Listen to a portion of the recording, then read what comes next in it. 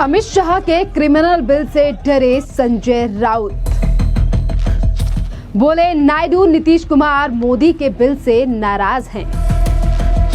संसद में विपक्ष ने फाड़ा बिल, संबित पात्रा ने लिया विपक्ष राहुल गांधी को आड़े हाथ। कांग्रेस के सदस्यों द्वारा जो व्यवहार आज सदन में हुआ है वो अपने आप में मुझे लगता है भारत के सदन के इतिहास में पहले कभी नहीं हुआ होगा।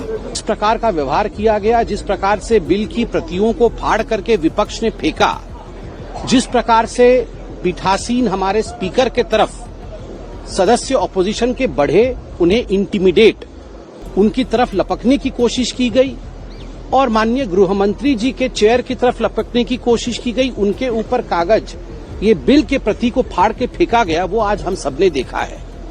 ये आज एक काला अध्याय है।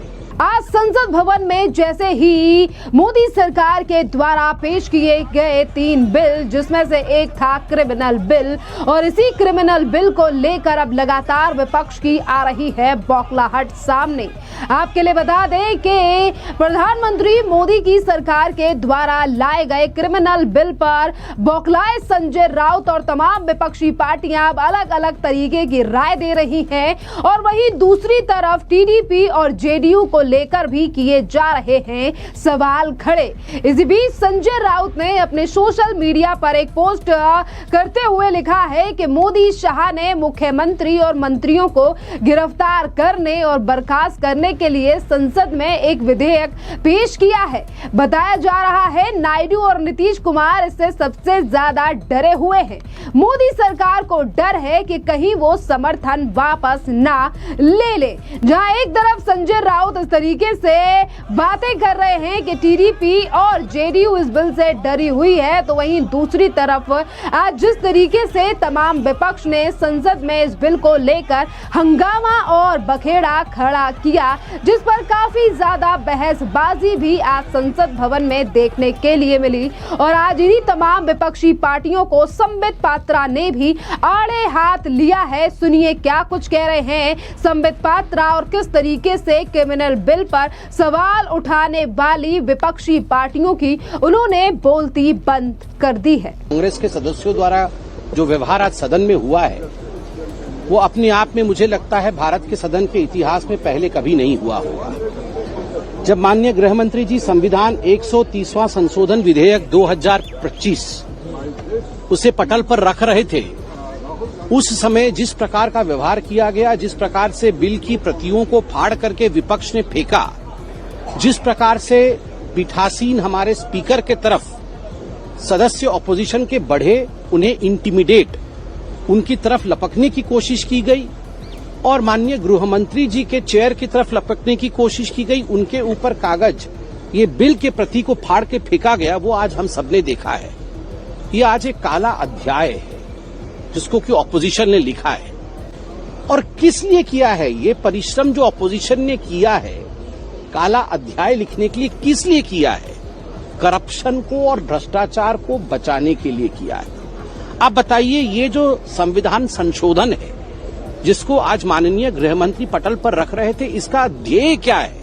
इसका एक लाइन में ध्येय है कि जेल से रहकर सरकार नहीं चलाई जा सकती है। जो भी व्यक्ति, चाहे वो प्रधानमंत्री हो, चाहे वो यूनियन मिनिस्टर्स हो, चाहे वो स्टेट के मुख्यमंत्री हो, चाहे वो स्टेट के मिनिस्टर्स हो, यदि वो जेल में बंद हैं, 30 दिन तक जेल से वो सरकार नहीं चला सकते हैं, 30 दिन के अंदर उन्हें कोई रिलीफ नहीं मिलता है, तो वो सरकार नहीं चला सकते जेल से। देखिए, इसमें सबसे बड़ी बात है, माननीय प्रधानमंत्री जी ने अपने ऑफिस को भी नहीं बचाया है। इसमें प्रधानमंत्री खुद इंक्लूडेड है। माननीय प्रधानमंत्री जी ने अपने यूनियन मिनिस्टर्स को, कैबिनेट को भी नहीं बचाया है। यूनियन कैबिनेट भी इंक्लूडेड है। आपके लिए बता दें कि संबित पात्रा ने सिर्फ विपक्ष को लेकर ही नहीं, बल्कि इसके साथ साथ राहुल गांधी पर भी हमला बोलते हुए पुरानी कुछ बातों को उठाया और बताया कि किस तरीके से राहुल गांधी को बचाने के लिए मनमोहन सिंह की सरकार के द्वारा ऑर्डिनेंस लाया गया था, जिसे फाड़ दिया गया था राहुल गांधी के द्वारा। और आज ऐसे ही क्रिमिनल्स को हटाने के लिए सत्ता से आज अगर हमारी सरकार बिल लेकर आई है, तो उस पर किस तरीके से राजनीति राजनीति कर रहे हैं और राहुल गांधी को ये चीज समझ आनी चाहिए। सुनिए संबित पात्रा का ये वाला बयान भी। याद करिए, जब इसी प्रकार का एक बिल इंदिरा जी लेकर आई थी तो उसमें स्पष्ट रूप से लिखा गया था कि the prime minister's office, the president's office, vice president office, आप इनके ऊपर केस नहीं कर सकते हैं। बाकी लोगों के ऊपर केस कर सकते हैं, मगर इन पदों के ऊपर, प्रेसिडेंट के ऊपर, प्राइम मिनिस्टर के ऊपर केस नहीं कर सकते हैं। मतलब इंदिरा जी ने और कांग्रेस पार्टी ने अपने आप को बचाने के लिए रास्ता बनाया था, मगर बाकियों के लिए बिल लाए। यहां पर प्रधानमंत्री भी जुड़े हुए हैं, यूनियन मिनिस्टर्स भी जुड़े हुए हैं, स्टेट मिनिस्टर और स्टेट के मुख्यमंत्री। आप देखिए, लालू प्रसाद यादव जी को बचाने के लिए मनमोहन सिंह जी एक ऑर्डिनेंस लेकर आए थे, और राहुल गांधी का उस समय का रवैया क्या था आप याद करिए। प्रेस क्लब ऑफ इंडिया में बैठ करके उन्होंने उस ऑर्डिनेंस के कागज को फाड़ करके इस प्रकार से हवा में उछाला था कि मैं तो भ्रष्टाचार के खिलाफ हूं और कोई भी भ्रष्टाचारी व्यक्ति जेल से सरकार नहीं चलाना चाहिए। उस समय के रवैये और अब के रवैये में आज भी कागज फाड़ के फेंका है, और कागज फाड़ के क्या फेंका है कि जेल से सरकार चलनी चाहिए। ये जो हिपोक्रेसी है, ये जो दो तरीके का सोच है, पहले की सोच दिखावा और अब असलियत, यह हिंदुस्तान देख रहा है। दूसरा विषय मैं कहना चाहता हूं, लालू प्रसाद यादव जी को भी जेल हुआ, उन्होंने भी इस्तीफा दिया। उस समय से आप देखिए, जितने भी लोगों को जेल हुआ, जो माननीय मुख्यमंत्री थे, जो बड़े पदों पर आसीन रहे हैं, उन सबने इस्तीफा दिया। मगर कुछ महीनों पहले दिल्ली में आपने देखा, दो लोग ऐसे थे जिनको जेल हुआ और जेल से रहकर उन्होंने सरकार चलाई, इस्तीफा नहीं दिया। देखिए, इसी के साथ उन्होंने राहुल गांधी और विपक्ष पर भी बड़ा हमला बोलते हुए कहा है कि कोर्ट पर राहुल गांधी और विपक्ष को बिल्कुल भी भरोसा नहीं है। आपके लिए बता दें कि क्रिमिनल बिल को लेकर लगातार विपक्षी पार्टियां सवाल उठा रही हैं, और इसमें सवाल उठाने वाली पार्टियों में अगर हम बात करें तो मनोज कुमार झा, जो कि आरजेडी पार्टी के सांसद हैं, और उन्होंने भी सवाल उठाते हुए सरकार को घेरा और इसी के साथ टीडीपी और जेडीयू पर सवाल उठाए हैं। सुनिए मनोज कुमार झा का ये बयान। मेरा मानना है कि सरकार के एडवाइजर्स कौन है, ये ड्रैकोनियन बिल है, बहुत सारे पास किए, पूरा का पूरा पैराडाइम, प्रतिमान ऑरवेलियन स्टेट का। जम्मू कश्मीर को फौरी तौर पे क्या जरूरत है स्टेटहुड बहाल करने की, क्योंकि क्या हो गया है ना, रिस्पॉन्सिबिलिटी विदाउट पावर। और दूसरी तरफ आपका जो ये मसौदा है जिसमें 30 डेज, अपने वो एक फर्क बहुत कानून में महत्वपूर्ण है, आरोपी और अपराधी, एक्यूज्ड, कन्विक्टेड, उसको खत्म कर दिया। तो संभवतः विपक्ष मुक्त लोकतंत्र की जो आपकी अवधारणा है उसको अमली जामा पहनाते हैं। मैं आगाह करता हूं चंद्राबाबू नायडू जी को, नीतीश जी को, संभल के रहिए, और कुछ इनके स्वयं की पार्टी में भी शायद उनको भी निपटाने की ये योजना है। इसको तो सरकार को खुद गिरेबान में झांकना होगा ना। ये तरीका होता है अचानक एक सुबह उठे हेडलाइन मैनेजमेंट करना, उद्देश्य ये क्या है, आप ये कर बैठे। तो आपने देखा कि आज किस तरीके से मनोज कुमार झा ने सवाल उठाते हुए कहा है कि टीडीपी और जेडीयू को ऐसे बिलों का समर्थन नहीं करना चाहिए, या फिर वो प्रधानमंत्री नरेंद्र मोदी की सरकार पर इस बिल को लेकर सवाल उठा रहे हैं। आपके लिए बता दें कि आज जो विपक्षी पार्टियां लगातार इस बिल पर, क्रिमिनल बिल पर सवाल उठा रही हैं, ये पहला बिल नहीं है, बल्कि 3 बिल आज सरकार के द्वारा पेश किए गए थे, जिस पर इस तरीके की बातें विपक्षी पार्टी कर रही हैं।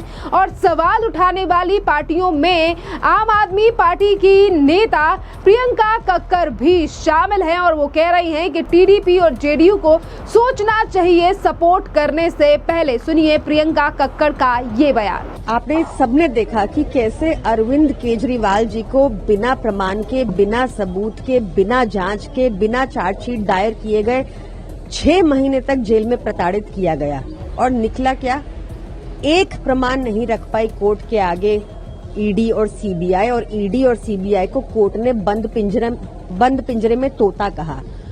कोई प्रमाण नहीं रख पाए क्योंकि कुछ किया ही नहीं था। तो अब मोदी जी ने एक नया तरीका निकाला है कि सबूत की आवश्यकता ही खत्म कर दो। अगर किसी भी चुने हुए मुख्यमंत्री को 30 दिन तक जेल में रख लिया जाए तो 31वें दिन एक चुने हुए मुख्यमंत्री को अपने आप हटा दिया जाएगा। ये इस तरह का लॉ लेकर आए हैं। कोर्ट बंद कर देते हैं। फिर कोर्ट की क्या जरूरत है अगर आपको बेगुनाही या कसूरवार साबित करने की आवश्यकता ही खत्म कर दी। सबसे पहला प्रहार मुझे लगता है इसका टीडीपी और जेडीयू पे होगा और उनको बहुत गहरा चिंतन करना चाहिए इस बिल पर समर्थन देने से पहले। देखिए, आप मुझे एक पुलिस अफसर दिखा दीजिए जो प्रधानमंत्री के ऊपर एफआईआर भी कर सकता हो। जेल तो करना बहुत दूर की बात है। पहले भाजपा करती थी, उनके पास एक नाजायज तरीका था खरीद फरोख्त करके सरकारें गिराने का। अब आजकल हम देख रहे हैं कि भाजपा हर वो कोशिश कर रही है कि अपनी सारी इलीगैलिटी को वो लीगल रूप दे पाए और उन्होंने एक नया तरीका निकाला है सरकारें गिराने का और कुछ नहीं। देखिए, आपने देखा कि किस तरीके से आज टीडीपी और जेडीयू को लेकर लगातार ये पार्टियां सवाल उठा रही हैं और ये कह रही हैं कि जेडीयू और यहाँ पर जो टीडीपी है वो इस बिल से डरी हुई हैं। पर इसी बीच आपके लिए बता दें कि विपक्ष की मंशाओं पर बुरी तरीके से पानी फेर दिया जेडीयू के नेता और सांसद संजय कुमार झा ने, और उन्होंने आज संसद भवन से बाहर निकलते हुए कहा है कि मोदी सरकार का जो बिल है वो स्वागत करने योग्य है। और इसी के साथ साथ उन्होंने कहा है कि ऐसे बिल लाए जाएंगे तो कहीं ना कहीं देश में बदलाव भी आएगा। सुनिए संजय कुमार झा ने किस तरीके से विपक्ष को बड़ा झटका देते हुए मोदी सरकार के इस बिल का समर्थन किया है। बहुत स्वागत योग्य कदम है। प्रधानमंत्री खुद को इस दायरे में ले आए, इससे बड़ी बात तो नहीं हो सकती है। और ये हुआ क्यों, ये भी जानना जरूरी है। ये हुआ इसलिए कि जो लोग संविधान का किताब लेके घूम रहे हैं, उसी इंडिया गठबंधन के जो मुख्यमंत्री लोग हैं, ऐसे मुख्यमंत्री हुए जब कोर्ट ने उनको जेल भेज दिया तो कोर्ट जेल से, तिहाड़ जेल से बैठ करके वो राज चला रहे थे। कोई सोच सकता है जो संविधान बनाए होंगे वो कभी सोचे होंगे कि जेल के अंदर से राज चलेगा? ऐसे मुख्यमंत्री होंगे। ऐसे मुख्यमंत्री हुए जो जब जेल गए तो हाथी पे चढ़ के जेल जा रहे थे। हिम्मत देखिए। तो इसलिए बहुत स्वागत योग्य कदम है कि 30 दिन के अंदर उनको हटाया जाएगा।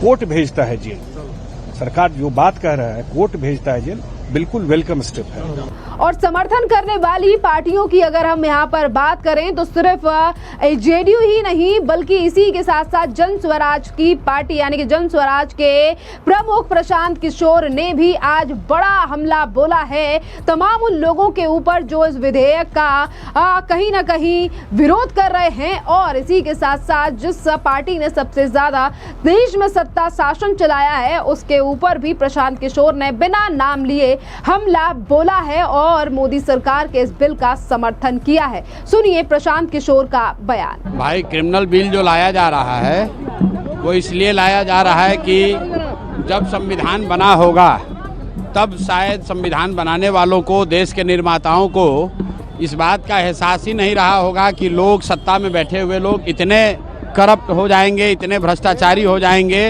इतने बड़े क्रिमिनल होंगे कि उनको जेल जाना पड़ेगा। और उससे भी बढ़कर कि वो जेल जाने के बाद भी अपना पद नहीं छोड़ेंगे।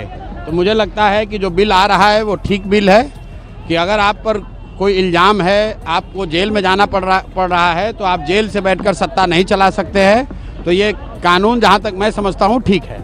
तो देखिए, आपने देखा कि जिस तरीके से एक तरफ इंडी अलायंस लगातार इस बिल का विरोध कर रहा है और वहीं दूसरी तरफ टीडीपी और जेडीयू को लेकर सवाल उठा रहा है, पर सबसे ज्यादा डर इन्हीं पार्टी के मनों में दिखाई दे रहा है इस क्रिमिनल बिल को लेकर।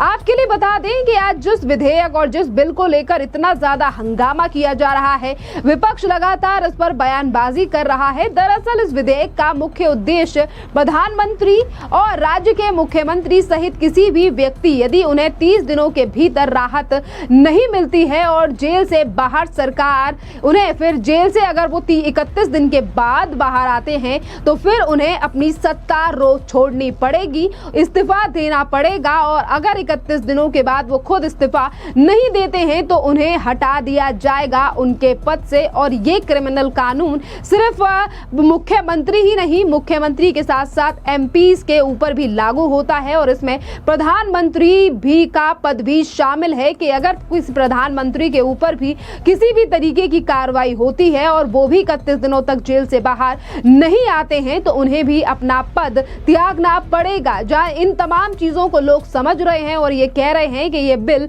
स्वागत करने योग्य है, पर वहीं दूसरी तरफ विपक्षी पार्टियों का इस बिल का लगातार डर सता रहा है और वो लगातार ये आरोप लगा रही हैं कि सरकार इसके द्वारा विपक्षी पार्टियों के ऊपर शिकंजा कसना चाहती है, क्योंकि सरकार के इशारे पर ही काम कर रही है ईडी और सीबीआई। आपके लिए बता दें कि देश के कई ऐसे नेता हैं जो अभी तक बेल पर हैं और कई दिनों तक जेल में वो रहे हैं, जिनमें से एक नाम अरविंद केजरीवाल का भी है, जो 6 महीने तक जेल में रहे थे। उसके बावजूद भी उन्होंने इस्तीफा नहीं दिया था और ऐसा ही लालू यादव का भी हाल है। और ऐसे ही कई और नेता हैं जिन्होंने जेल में रहते हुए शासन सत्ता चलाई है, पर अब देश में बदलाव की जरूरत है और शायद इन्हीं बदलावों को देखते हुए मोदी सरकार के द्वारा ये बिल लाया गया है, जिस पर टीडीपी और जेडीयू का नाम राग अलाप कर विपक्ष राजनीति कर रहा है और खुद इस बिल का समर्थन नहीं कर रहा है और इस बिल की कॉपी भी फाड़ी जा रही है, जिनको जवाब